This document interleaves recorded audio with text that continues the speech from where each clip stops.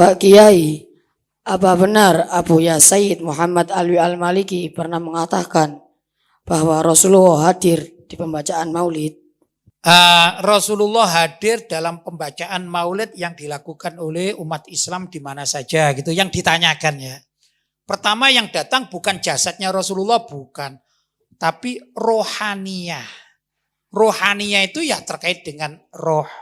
Pertama begini ya, sebelum saya jawab. Roh itu sifatnya, rohnya orang mukmin, rohnya orang soleh, ya itu berbeda dengan rohnya orang jahat atau orang kafir.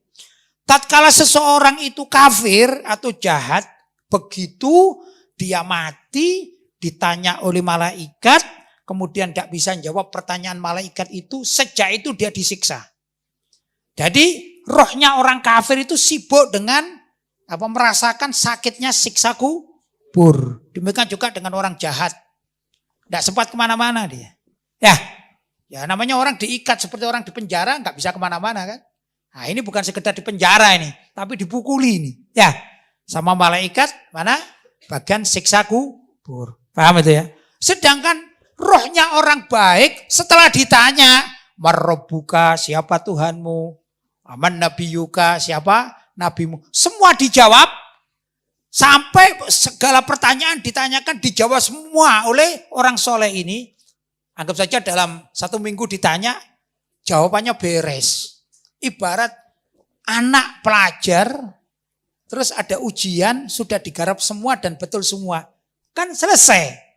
Apa yang dilakukan? Istirahat kan gitu kan ya. Senang-senang. Lah roh pun di kuburan, rohnya orang soleh itu setelah ditanya selesai, maka dia ini berziarah kemana-mana. Bertemu dengan orang-orang yang mereka senangi. Jadi dikatakan al-arwahu junudun mujannada. Roh itu adalah suatu kesatuan yang sangat kompak. Nah rohnya orang yang soleh di kuburan akan berkumpul dengan orang-orang yang soleh. Bisa pergi kemana-mana. Begitu roh sifatnya. Loh, karena rohnya orang soleh bisa pergi kemana-mana. Apalagi rohnya Rasulullah Shallallahu Alaihi Wasallam. Maka tatkala di dalam satu majelis, di situ disebutkan sholawat kepada Nabi. Mulai dari ya Nabi salam alaika dan seterusnya. Ada hadis yang mengatakan, siapa orang yang bersolawat kepadaku, kata Nabi, maka Allah akan mengembalikan rohku kepada jasadku, guna agar aku bisa menjawab salamnya orang tadi. Jadi kalau kita mengatakan Assalamualaikum ya Rasulullah, ya, maka Allah akan mengembalikan rohnya Rasulullah kepada jasadnya dan Rasulullah menjawab salam kita. Waalaikumsalam, begitu. Ini ada dalam hadis. Ya. Nah, gimana kalau kita berada di tempat kemudian kita baca Maulid Nabi? Selagi Maulid Nabi yang dilakukan itu tidak ada kemungkaran. Loh, apa ada Maulid Nabi ada kemungkaran? Ada. Karena yang melaksanakan itu nggak ngerti. Akhirnya sekarang itu ada namanya skatenan. Gitu.